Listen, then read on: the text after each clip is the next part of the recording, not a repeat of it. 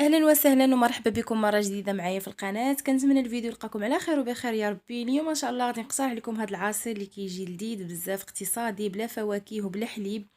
غادي نحضروه فقط غير بخيزو. تعطيوه حتى لوليداتكم، بالنسبه للدراري ما كيبغوش خيزو، حتى الكبار علاش لا، كيجي صحي.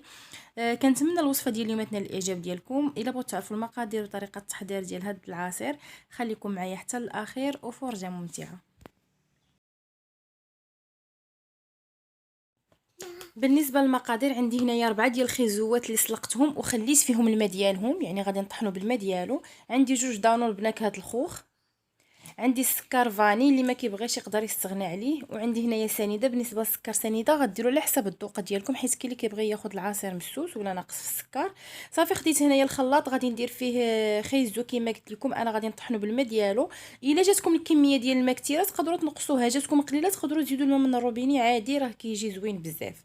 المهم انا غادي ندير هاد العناصر هادو في الخلاط ونطحنوا ونعاود نرجع لكم باش نشوفوا الشكل ديالو كيفاش كيجي. كما قلت لكم راه كيجي زوين بزاف وسهل في التحضير، غير تكونوا سالقين خيزو من قبل يكون بارد، وديك الساعات غادي توجدوه، يعني ما كياخذش لكم بزاف ديال الوقت.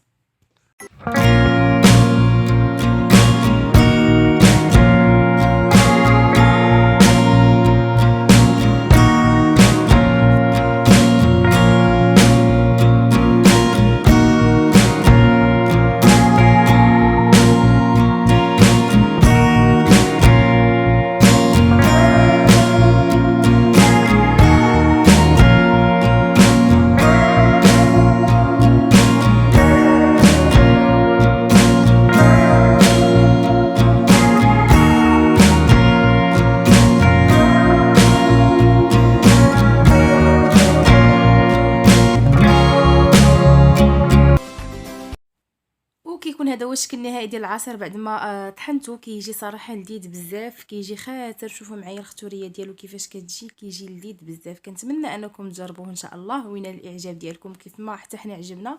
كنتمنى الفيديو ديال اليوم يعجبكم، وما تبخلوش عليا بلي لايك. كنقول لكم شكرا لكم بزاف على المتابعه، والى فيديو قادم بحول الله.